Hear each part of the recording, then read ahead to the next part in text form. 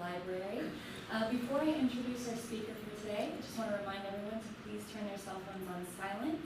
And we do have some hearing assisted devices for anyone who may need them. We also have restrooms just to the right of the exit here too. So let's go ahead and introduce today's speaker. Today we have local freshwater ecologist Dave Strayer here to talk to us about the other blue planet, life in the Earth's diverse inland waters. In this profusely illustrated talk, Dave will describe the rich and imperiled life of the world's inland waters and discuss how we can best preserve these ecosystems and species for future generations. He's going to talk for about 45 minutes, then we'll have some time for Q&A after, and he'll also sign some books for any of those who are interested in after the program. Please join me in welcoming Dave for us today. Thank you. Thank you, Danielle, and thanks everybody for taking a little time out of this beautiful summer afternoon. I want to talk today about the blue planet, and I think probably most of you are familiar with this picture. You can see why the Earth is called the blue planet. About 70% of the Earth's surface is ocean, and so the Earth looks blue from outer space. And if you look, in fact, at where the water is on our planet, you can see almost all of it's in the ocean. There's a little teeny sliver here still in ice, in glaciers and ice caps, and there's a little bit underground in groundwater, and there's actually, of course, water in lakes and streams as well, but the amount in lakes and streams is so small you can't even see it, right? The sliver here is so small you can't see it. It's about 1/100th of 1%. All the water on our planet is in lakes, streams, and wetlands. I probably don't need to tell you that that little bit of water is vital to humans. It supports our life, our economies, our industries, our well-being in 1,000 different ways. And that little bit of water on the inland waters of the planet also is really important in supporting the biological diversity of the planet. So here's the diagram I just showed you about where the water is. This is where the fish species on Earth are. And you can see that more than half of the fish species on Earth are in the inland waters, that little tiny sliver, too small to see, and less than half of the species are in the huge oceans. So I'm going to be talking today about sort of the difference between those two diagrams. How come that little bit of water in the Earth's inland waters is so important to biological diversity, and I'll tell you a little bit about the species that live in our inland waters and something about their conservation. So here's an outline of the talk. I've got 5 things I'm going to try to cover this afternoon. The reasons why these inland waters are so diverse, even though they're so small. I'm going to show you, I'm a scientist, I'm sorry, I'm going to show you some statistics about inland water biodiversity. I'll tell you a few cool stories about the species that live in inland waters, and I'm afraid I'm going to show you some depressing data about how inland water ecosystems are doing right now, and I'm going to close with, I hope, some more hopeful news about how we can do a better job preserving and restoring inland waters and the life they contain. So I've already used this unfamiliar term, inland waters. By inland waters, I mean all lakes, ponds, wetlands, and groundwaters of all sizes, fresh or salty, anywhere on the planet.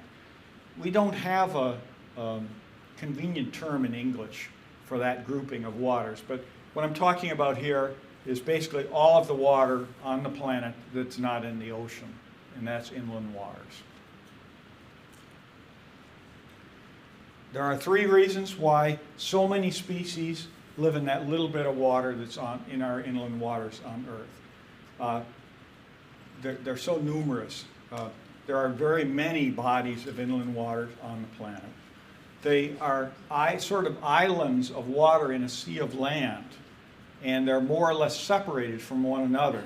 These first 2 items, the number of inland waters and the fact they're separated from one another, means that there are millions of arenas where evolution can work to produce unique species. And then inland waters are so varied. It isn't like we have millions of copies of the same lake over and over again on the planet, or millions of little oceans all over the planet. Instead, environmental conditions are enormously varied in these inland waters. And again, this gives evolution a chance to match the species to this varied range of conditions in the inland waters of the planet. Okay, so numerous, they are numerous. So in the last few years, we've been able to use remote sensing to get an idea about how many lakes and ponds and streams are on the surface of the planet. One good estimate that came out a few years ago said that there are 277 million lakes and ponds bigger than a quarter acre. So they are very numerous indeed. We have less good data on running waters, on lakes and streams, but there's something like 50 million miles of lakes, of rivers and streams that are large enough to appear on a map. And even those enormous numbers that I just quoted are underestimates because there's lots of smaller ponds and puddles and little tiny brooks that are too small to be included in those counts. So there are hundreds and hundreds of millions of those inland waters. There are comparably large numbers of wetlands and aquifers. Aquifers are geological formations underground that hold water. They hold groundwaters. It's really hard to think about how you would count wetlands or aquifers, and no one's tried to do it as far as I know, but there are many, many of them on the planet. And so we have these hundreds of millions of inland waters. We have one ocean, so that's a big contrast. I said a minute ago in terms of the amount of water on the planet, the ocean rules, right? 95 or something like that % of the water on the planet's in the ocean. But if you count bodies of water, inland waters rule. We have hundreds of millions of inland waters in one ocean. Inland waters are islands. Now, if you Google island, it's funny, I did this. When you Google islands, you get pretty much the same picture over and over again. You get a little sandy island with one or two palm trees on it out in the ocean, a blue ocean, and sometimes Gilligan is on it in the picture in Marianne. And so that's what people think of when they think of an island. But if you think of the way inland waters are, they're sort of islands too. So this little diagram shows you know, the ponds and lakes and streams on a little, this happens to be in upstate New York. And you see there are all these sort of little separated islands here that look like oceanic islands. They're little round ones. And then we've also got these funny shaped islands of rivers and streams that look kind of like tree branches or spiders or those sorts of things. All of these are islands sort of floating in a sea of land. The degree to which those islands are isolated depends on the species we're talking about. So if you think about a duck, for example, a duck could fly easily from one body of water to another, and these different bodies of water are kind of like rooms in a house, different rooms in a house that the duck might visit. For a snail that can crawl along the edges of these rivers, you know, a snail and its descendants might be able to go all through this river system, but not be able to cross to that one, right? And then for a fish that lives only in the deep waters of large lakes, it could be living in this lake, and this lake here may as well be Mars. I mean, there's no possibility of it getting to that other lake on its own. So the degree of isolation of these different islands depends on the kind of species you're talking about, as well as the geography of the landscape. And the thing that I guess surprised me when I was writing this book is there's way more of these watery islands on the land than there are regular islands in the ocean. So somebody, I don't know how they did this, but somebody counted there's 175,000 islands of 25 acres or more in the ocean. There's more than 10 times that many lakes of that size on our planet. So really, when you Google island, you should get a picture of a lake in Sweden, not Gilligan. Some of you know that biological diversity is very high on oceanic islands. Because species have trouble getting from one island to another, evolution will produce different species on those different islands. And also there are famous cases where a species gets to an island and finds a lot of empty ecological niches there and then evolves descendants that fill all those niches. So the famous example that I think many people know are the Darwin's finches on the Galapagos. These actually are tanagers that got to the island somehow out in the middle of the ocean years ago. And then they diversified and evolved into different kinds of birds that kind of look and act like finches. And there are lots and lots of examples of this biological diversification on oceanic islands. There are tree snails in the Pacific, most of them now extinct. And then, of course, in Hawaii, there were spectacular evolution of different kinds of birds. Again, many of them now extinct or imperiled. And I mean, the reason they're extinct or imperiled is probably pretty obvious. There's only a small population on one island, so they're very vulnerable to human impacts. And we'll see the same kind of problem in the species that live in these watery islands on land as we see in the species that live on oceanic islands. And then environmental conditions vary greatly across inland waters. And this is true for almost any characteristic of a body of water you can think of. I'm just going to give you, I think, 3 examples here today to show you how varied inland waters are. So first, just size. So here's 2 lakes. The lake on the left is Lake Baikal in Russia. This is the world's largest lake in terms of volume of water. It's more than a mile deep. It contains more water than all of our Great Lakes combined. And it's the world's oldest lake, probably also. It's 25 or 30 million years old. And it's got more than 1,000 species that evolved in that lake and are found nowhere else, just like those oceanic islands I was talking about a minute ago. This is a perhaps less impressive lake here. This is water collected in a tire rut next to a cornfield in New York. And you might say, well, you know, how is that interesting or important for biological diversity? This is a characteristic habitat for a little crustacean called a clam shrimp. These are clam shrimps in the upper right. You'd almost never find a clam shrimp in a lake that you and I would think of as a lake. Instead, they live in these little puddles. Even these most modest of inland waters have their own characteristic species that live in them. And even smaller bodies of water can be important for biological diversity and human welfare. Water collected in old paint cans or tires in your backyard are characteristic breeding grounds for mosquitoes that carry some of the most deadly human diseases. So even though bodies of water like this might not impress you so much as Baikal, they're very important to people and to life on our planet.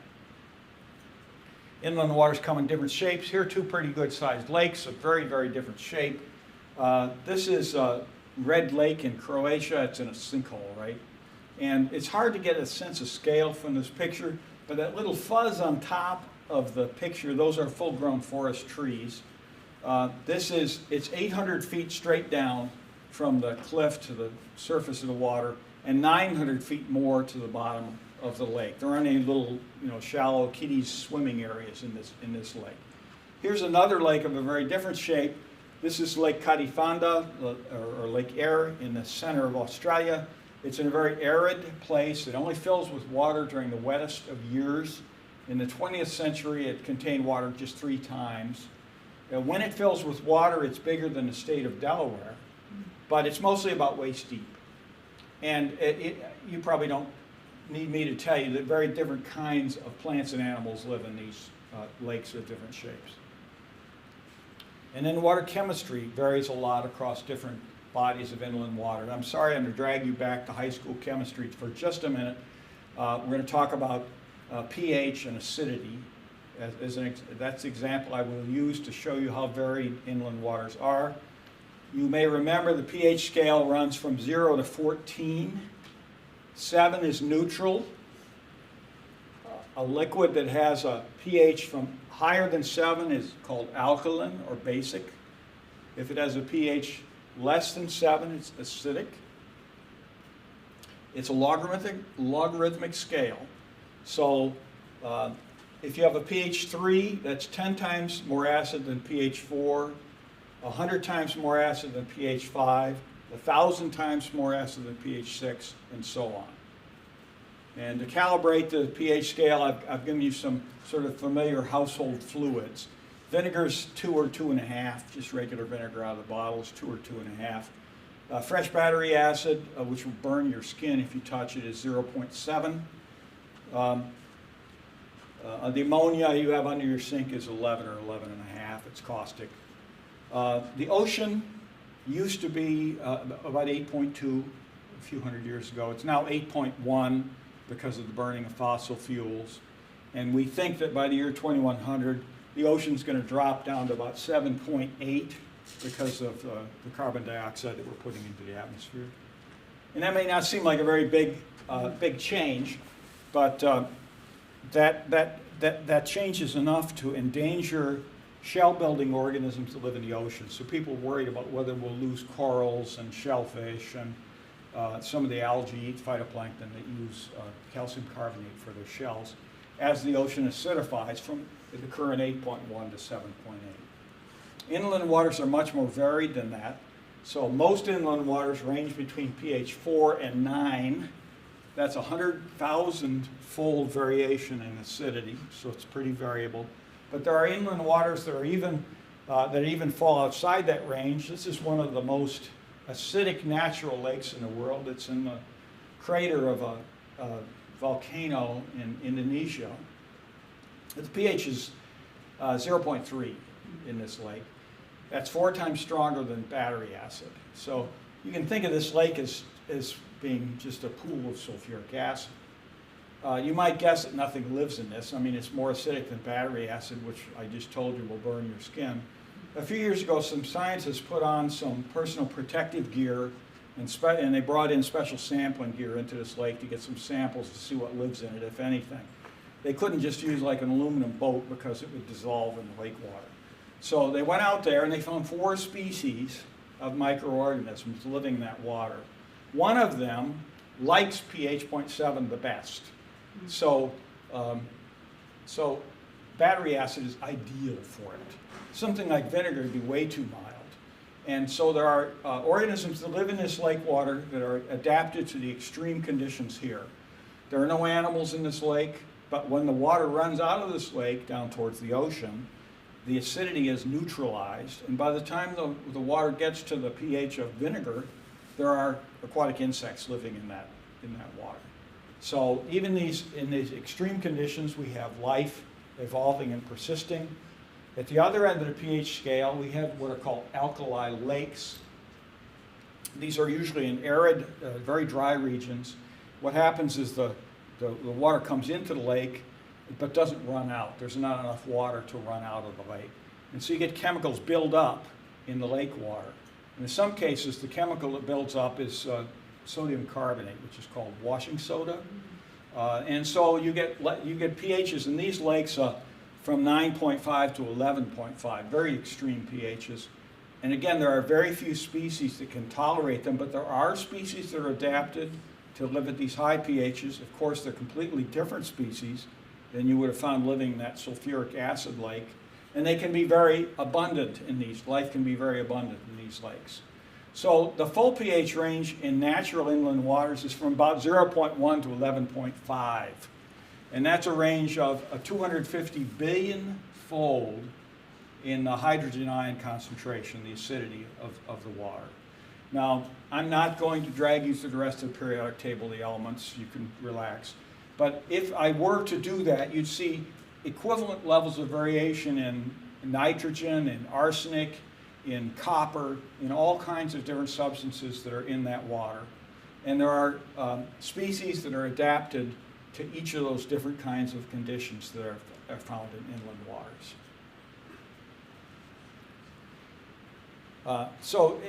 I don't know if this is useful or not. It's kind of how this cartoon is kind of how I think about it. We got one big ocean. I know the ocean is not uniform. I get it. You know, some places are cold and some are hot and so forth.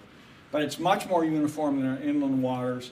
We have these literally hundreds of millions or billions maybe of bodies of inland waters on the planet, and they vary in all these different kinds of characteristics. And there's life adapted to each of those different kinds of conditions. And so here's some statistics. We scientists love statistics. About 10% of all the known animal species on the whole planet live in freshwaters. As far as I know, no one has counted the species in the brackish inland waters, the salty inland waters, but about 10% of all the known animal species live in freshwaters. Again, that little tiny sliver of the planet. That amounts to about 150,000 named animal species. There's a lot of insects, which is interesting because the ocean has almost no insects in it at all. And we have tens of thousands of insect species in fresh waters. And a lot of fishes and a lot of other stuff as well. And these numbers are all underestimates because scientists are still finding new species all the time. So to show you just how many species are still being found, I used the example of freshwater fish species from North America. You might think that the freshwaters of North America would have been completely explored. We've had ichthyologists tramping around our waters for hundreds of years now, and you think they would have found all the fish species a long time ago. But in fact, since 1990, scientists have described 150 new, previously undescribed freshwater fish species from North America. That's about 4 species a year. But they're still finding, even in this well-studied area, for a kind of organism as obvious as a fish. So lots of species out there. Now, this is the kind of thing we scientists do all the time. We give you statistics. And I think it's a little bit irritating because most regular people who are not scientists don't want statistics. It doesn't mean anything to you. 75,000, how many is 75,000? What you really want, and the reason I think that we're comfortable, we scientists are comfortable with these statistics, is we know what's behind them. When I say 75,000 insect species to another freshwater scientist, they're thinking of their favorite species, their favorite stoneflies, their favorite mayflies, and the interesting lives these species live. And so what I'm going to try to do with the next section of the talk is tell you a few of the stories that are behind the statistics, so that when I say 150,000 species, you're thinking 150,000 stories. Now, I don't have time to give you 150,000 stories. They told me I could only have room for an hour. So in the book, I use 4 challenges, and I tell a few dozen stories about how inland water life has met these challenges: holding your place in the current, surviving when the water goes away, finding something to eat, and sex. Now, I don't have time to even go through those 4 things. And so some of you may have come here hoping to learn about kinky underwater sex, which is in the book, but I don't have time to talk about it today, so you're going to have to read the book. So I'm going to talk just a little bit and tell you a few stories about holding your place and finding something to eat to try to show you what those numbers mean in terms of how life survives in inland water. So, okay, let's talk about holding your place and moving against the current. Ultimately, most of the water that falls on the land and runs downstream ends up in the ocean. And so actually, freshwater ecologists have spent quite a lot of time wondering about how it is that life can persist and not all get just washed to the ocean. And certainly, when you see a place like this is Cone Falls on the Mekong in southeastern Asia, you can appreciate how hard it must be to live down here or to move through this river system to get upstream. So I want to talk about a couple different ways that inland water life has solved the problem of standing up to such strong currents and even moving against them. The first is a lot of inland water species are really good at hanging on tight. So here's poor Tom Cruise. This is one of the most famous, I think, stunts in the movies. This is one of the Mission Impossible movies. For some reason, he's got to climb up the outside of the Burj Khalifa, and tallest building in the world. It's all glass out there. The wind is blowing. And he's got these special gloves, these super special gloves, and he can stick them. It sticks him to the building, and then he can release the glove and move up there. And I have to say, it's very. I saw this movie the other night. My heart is in my throat the whole time. The poor guy is going to fall down, but he doesn't. And he climbs up the outside of this building, which is pretty good for a human. But the stream bugs do much better than that.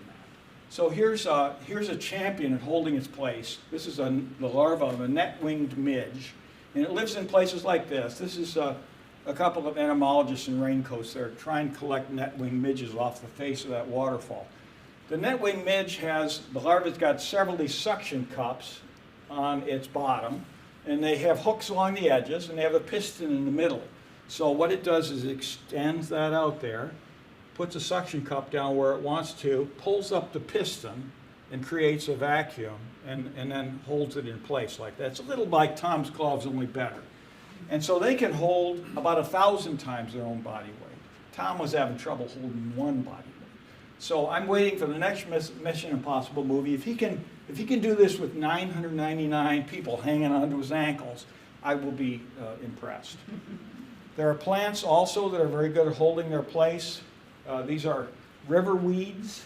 River weeds have sticky seeds that germinate and glue themselves to a rock, and then they sprout out, and they have little rootlets that come out that also have adhesive on them, and they actually root onto the face of the rock.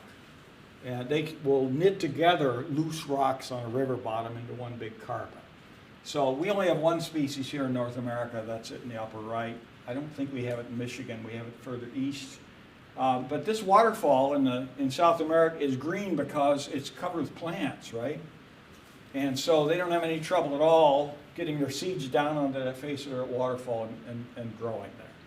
So inland water life can hang on tight. Another thing that species living in running waters can do is they're built like race car. They use the same kind of fluid dynamics that keep a race car on the track to hold their place in the stream. This poor fish, somebody who didn't understand it, named it the hogsucker. And we have these in streams around here. And they have a number of different characteristics that help. Hogsuckers live in real fast water. They live in riffles. So it's streamlined, the body's streamlined. So that means when the current pushes on it, it doesn't exert much force on that fish. If you're a racing enthusiast, you know that a race car moving down a track tends to want to lift off the track, right? And same thing happens, the current will want to lift this fish off of the stream bed and wash it downstream. Race cars have steeply angled hoods. This has got a steeply angled hood right here. That produces a force that pushes that fish down onto the stream bed. It's also got a flat belly and big fins for providing a lot of friction on the stream bottom and holding place the same way, again, a race car would have a big treadless tire to produce a lot of contact with the racetrack. This fish, a fish biologist said that even a dead one will hold its place on the stream bed. If you take a dead one and put it down on the stream bed, it'll hold it, it won't get washed downstream. I love the idea of these fish guys. They're out walking around the stream one day. Look, a dead fish. And so you and I, we'd be like, ugh. And so what they did is, I wonder if we put this down over here. And so apparently they did the experiment. It also is camouflage. This fish is camouflage. It has an extensible mouth for hoovering up delicious things off the stream bed. I think hogsucker is a terrible name for it. It should be called the magnificent riffle fish. And then, of course, there are a lot of species that can move upstream. You know about salmon swimming upstream. Salmon can go about 2,000 miles up from the ocean to the place where they spawn. That's pretty good. The Goliath catfishes of the Amazon go 3,400 miles upstream from the mouth of the Amazon up into the Andes. That's about the distance from New York City to LA and halfway back. So these are impressive swimmers. We also have species that can fly upstream over waterfalls. So like I said, there were a lot of insects. A lot of the freshwater insects are pretty weak flyers as adults, but they can certainly get up and fly upstream over a waterfall. Some of them are excellent flyers. This is a dragonfly called the globe skimmer. It can fly 1,500 miles without stopping. It can migrate about 3,700 miles in its lifetime. That's a little bit further than monarchs do, so it's a very good flyer. It lives on all the continents. I said that ducks might think of different bodies of water being different rooms in a house. This thinks of different continents as being different rooms in its house. It could just go over to Europe for a little bit. And in fact, there's a single species, and genetically well mixed, that occurs all over the globe. It gets all over the globe, and it's only about this big. And you can walk upstream. This isn't very sexy, but there are species. This is the Chinese mitten crab. It lives in Chinese rivers, and it breeds in the ocean, and then the baby crabs walk upstream and live up there for a few years, and then they drift back down to the ocean to breed again. And these little baby crabs can walk up almost 900 miles upstream. So, and then finally, the last example I want to talk about is you can ride upstream. You have somebody else carry you upstream. And this is a pearly mussel. We have these in Huron River, right? And they have this funny life cycle. They're parasites on fish. And so you have adults that live in the stream bed, just like freshwater mussels or clams that you see at your lake house or whatever. And the larvae of these are parasites on fish.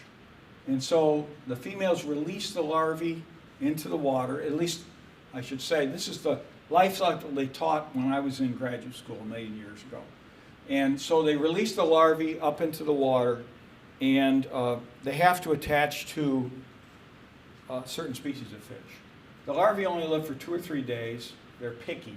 Some of them use only one species of fish. And I always thought this was a really stupid life cycle. The larvae can't move. They only live for 2 or 3 days. They got to get on the right species of fish. I mean, what are the odds? You're laying there and a white crappie's going to come by and touch you. And the explanation for this always was, well, the females release millions of these.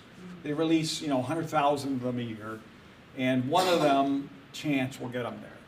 Well, it turns out that's not how the mussels do this. Instead, the female mussels have behaviors and morphologies where they seduce the fish into carrying their larvae. So here's an example.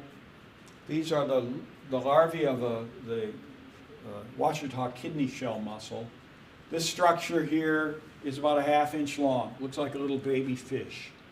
And in fact, they look enough like a baby fish. The guy who discovered these, Chris Barnhart, brought a jar of these to a scientific meeting once. He said, I'm having trouble identifying these little fish I collected. Any of you know what these are? And we gullible PhDs, we looked at the jar and they're minnows. They're little minnows. They're suckers, Not one of the people said, Chris, those aren't fish. They aren't fish at all. So what it is actually, it's a container for the larvae of the female mussel. If you split this open, it's like a Trojan horse. It's filled with Ulysses and the other Greek guys. So when a fish bites this, what happens is the larvae come spilling out, and they infect the fish. Another example, this is the rainbow mussel. This one lives in the Huron River and other places. This is the edge of the female's body. This thing here that looks like a crayfish is part of her body, and she moves it. And when a fish attacks her, this is where the larvae are kept. She releases a puff of larvae onto the fish. The hosts, she's trying to get her larvae on our rock bass and smallmouth bass, which like to eat crayfish. And can you do this movie for me? So here's a movie, another one. This also here's in the Huron River, the snuff box. She's going to display a little lure that you can't see in the movie, and she's actually going to grab the fish by the head and hold it, and then release larvae onto it and let the fish go when she's done with it. It's about as far as you can get from she's just going to release larvae into the water and hope for the best as you can get. So she's displaying, you can't see it. Here comes the host, a log perch, and she's got him. He's really surprised by this. He didn't expect this at all. And now the next thing that'll happen, and she's really got him, right? You see that. She's going to release the larvae onto him and let him go. Okay, thank you. Okay, I'm going to talk then about finding something to eat. So up here on land, we have a lot of species that are browse on plants, cattle and rabbits and caterpillars and all that kind of stuff. Underwater, we also have browsers. I'm sure some of you who have aquaria have seen this kind of thing in snails. The snails browsing on the little algae that are living on the aquarium. We have other kinds of feeding underwater that we're not familiar with above the water surface. So air is light, less dense than water is. In water, there are a lot of organisms that can live floating in the water. So there's algal particles in the water, like phytoplankton and zooplankton and things like that, that can be gathered and eaten. This would be like if you went down to the playground one day with your kids, and there was like Oreos and French fries and stuff floating around through the air. That's what it's like to be under the water. And so there are lots of organisms that have devices for catching that stuff and eating it. So this is a black fly larva here. They have these fans on their head that they can do this with and catch particles out of the water. This is one of my favorites. This is a net spinning caddisfly. Here's the animal. And they have silk just like butterflies do. And this thing has built a net in the water. And the caddisfly, I guess, just sits there and, I don't know, watches TV or reads a book or something like that. And the net catches the food, and then he comes out every so often and gets the food out of the net. There are scary predators. Everybody likes scary predators. This is a pretty scary fish. This is an alligator gar from the American South. We still have big ones. Somebody caught one the other day that was 279 pounds. So it indeed is a big scary predator, and it has scary teeth on it. Here's another one. Now you playing? I think you have to play this one. So here's a catfish in Europe called the Wels, and it's learned that that pigeons are good to eat and slow to learn. So they're laying off a beach here in a French river, and they're coming right up and plucking pigeons right off the beach like killer whales do. And the pigeons don't fly away. I mean, if I was a pigeon, I'd say, let's go get a drink downtown at the fountain because I am out of here. But they don't seem to. Yeah. These are, Wels will get to be 10 or 15 feet long. These aren't quite that big. But these are big, scary predators indeed. Thank you. And then finally, there's some interesting examples of cooperative hunting. So here's one where two different species are working together to hunt. This is the Irrawaddy dolphin. This is in the Irrawaddy River in Myanmar. And the humans who live on that river and the dolphins learned a long time ago to fish together. And so what they do, the fishermen go out in these little boats. They've got a stick there. You can actually see it in the boat. And they pound on the gunnels of the boat, and it brings the dolphin over. And the dolphin then circles around and herds the fish towards the boat. The fisherman sends out a cast net, catches the fish, splits the catch with the dolphin. The fishermen who do this catch 2 or 3 times as many fish as the fishermen are doing it without dolphins. So this is beneficial. This population of dolphins is nearly gone because of mining and pollution and overfishing.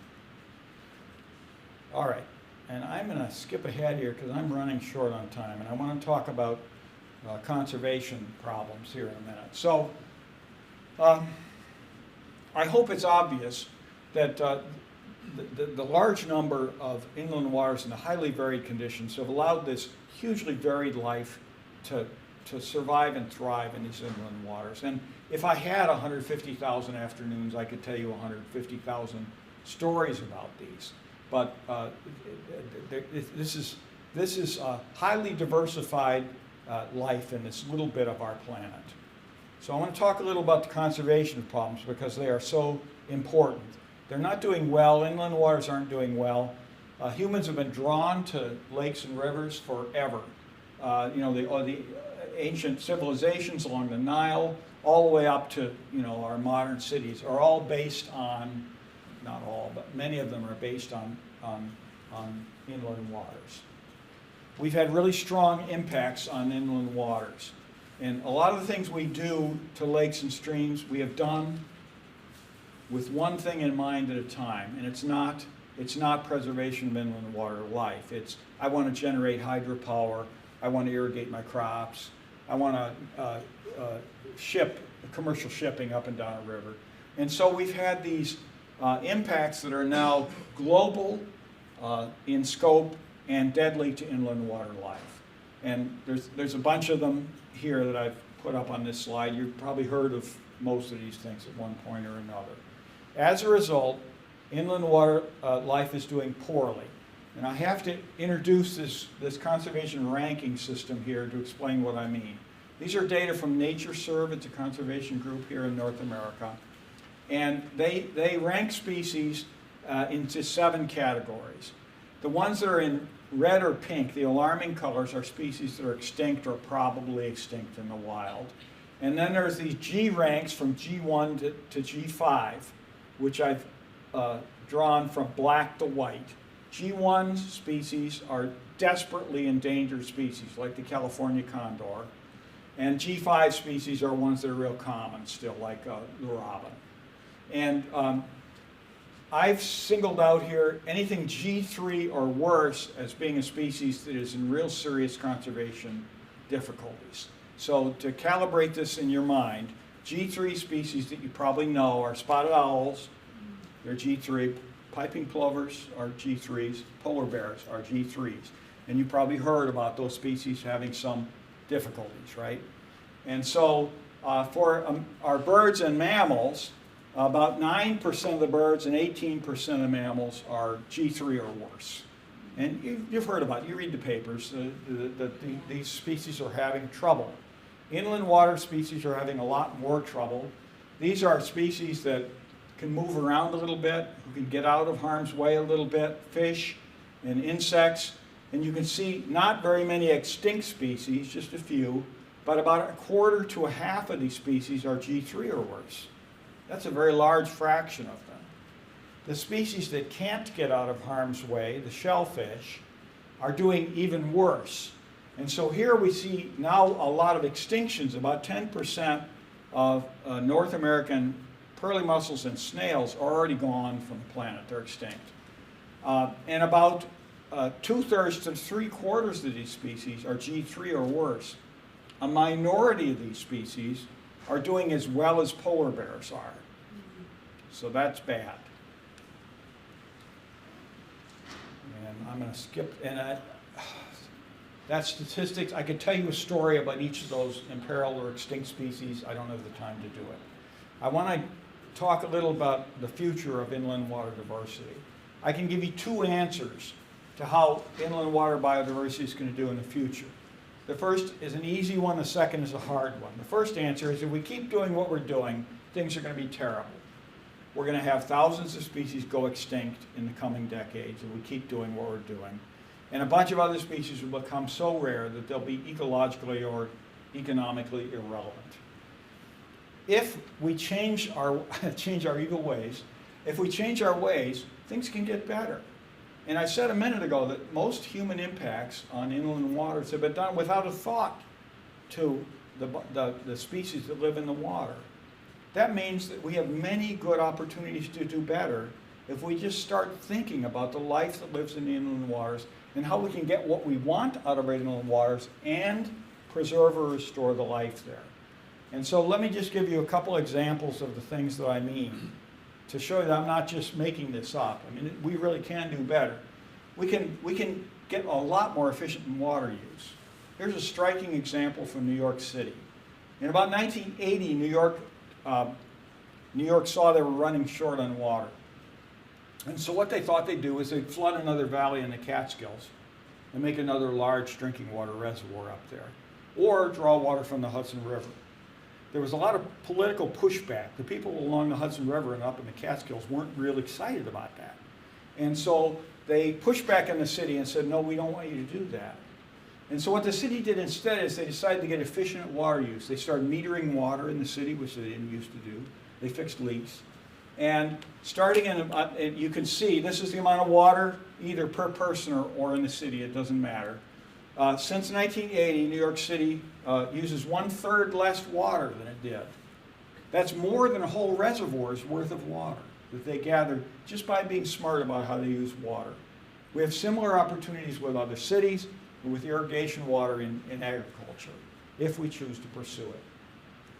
We can sometimes even reverse ecological damage that we've done before. This is the Kissimmee River in central Florida. Back in the 60s, people thought it'd be a good idea to build a great big canal down the center of Florida and get all that water off the landscape, get it down to the ocean as fast as they could. And so they built a canal that's along this stripe. That's what that straight line is there. That's the old canal. And so it was a disaster. They had problems all the way down from the Kissimmee Valley, all the way down into Lake Okeechobee, out to the ocean, down through the Everglades, because this water was moving off the landscape too fast. They destroyed a lot of habitat. They had all kinds of nutrient pollution, things like that, going through and causing problems in the ocean. So in the 90s, the same Corps of Engineers that had channelized this river was tasked to restore it. And so here's a restored channel, and this is where the old one used to be. And so this sort of thing, we can do this sort of thing again if we choose to do it. It's hard to do, but the more of it we do, the better we get at it. We can get better at controlling pollution. This is a nice example I really like from Gainesville. They had a lot of problems with nitrate. That's a pollutant that's hard to remove in a conventional sewage treatment plant. It was getting into the Floridian aquifer. So they had a choice, either build a very fancy bricks and mortar sewage treatment plant or build a treatment wetland. And so they took an old wetland south of town that had been drained and they reflooded it. It's about 125 acres. And all the sewage effluent from Gainesville now runs through this wetland. And when it goes back into the aquifer, it has undetectable nitrate, zero nitrate. The cool thing about this is now a major recreational facility in Gainesville. It's very popular for bird watching. There's a bird there. Very popular for bird watching and hiking. When I was down there in January a few years ago, I had trouble getting a parking place. And so these people are voluntarily, spending their morning at the sewage treatment plant, which is cool. Invasive species prevention, we often think of this as something we cannot control, the movement of invasive species around the world. People move around, cargo moves around the world, we just have to accept it. That's not true. We can get smart about invasive species movement. This is really arresting example from the Great Lakes here. This is shipping-related inputs of invasive species in the Great Lakes. The seaway opened in 1959, right? And you can see this accelerating curve. In the late 80s, some of you may remember, we had some very scary invasives appear in the Great Lakes. The zebra mussel, the quagga mussel, the round goby. The states and provinces around the Great Lakes decided this was no good, and they regulated ballast water in the Great Lakes. So ships moving into the Great Lakes had to treat their ballast water before they came into the Great Lakes. They did not shut down shipping. They did not put an intolerable burden on the shippers. They just got smart about shipping.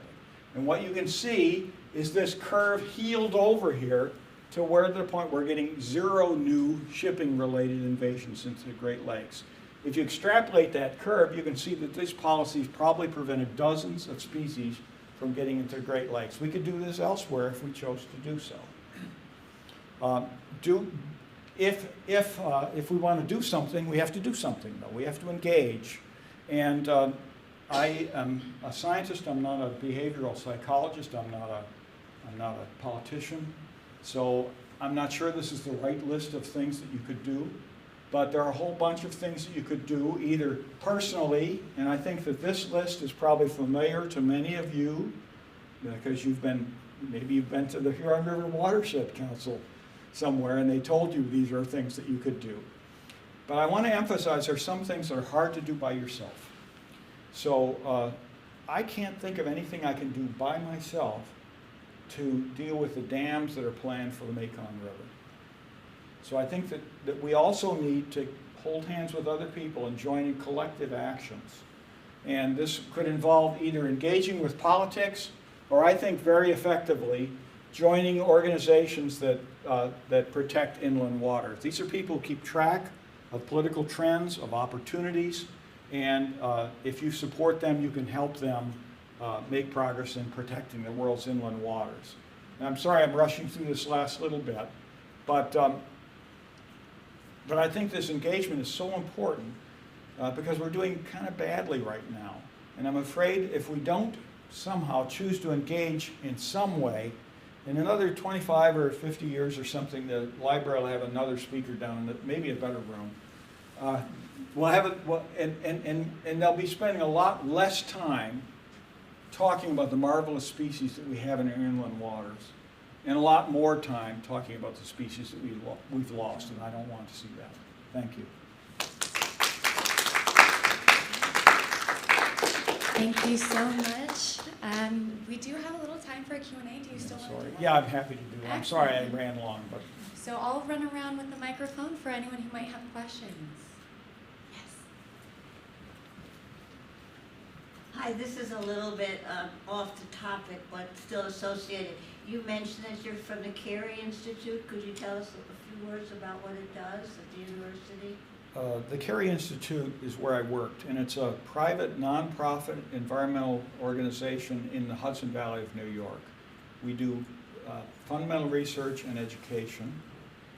There's almost nothing like it in the United States. We act a little like a university department of ecology, except we're independent, and it's a model they use in Germany, for example, for research, but not so much here in the US. And so we do research and education. CareyInstitute.org if you're interested. Okay, thank you.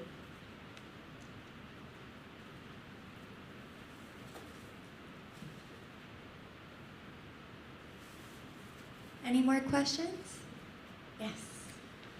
I read an article in the Ann Arbor News recently about a barrier that's going up in the Great Lakes to keep invasive fish from entering the Great Lakes. Do you know anything about the success of that?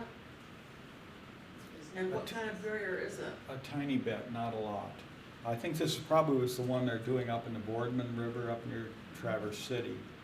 Oh, We usually think of barriers as being harmful to aquatic life. They Yeah. prevent migrations of fish and other species. mhm. But sometimes you can build a barrier that is selectively blocks harmful species and allows beneficial ones to move through. Mhm. And that's what they're trying to do. They're trying to build barriers that would prevent sea lampreys from moving up into, sea lampreys spawn in tributary streams to the Great Lakes. And if you can put a barrier that would prevent sea lampreys from getting up and spawning, but allow the native fish to go through, that would have some benefits. And I think that's what they're trying to do up in the Boardman. Oh. It's a tricky thing, right? Okay, we have time for one more question. Or we can go straight to the book signing where we can talk where to you can learn about kinky where we can underwater talk to sex. Dave. Yeah. Okay. All right, thank you so much, Thank Dave, you. for joining us today. All right, and we'll just be out here with his books.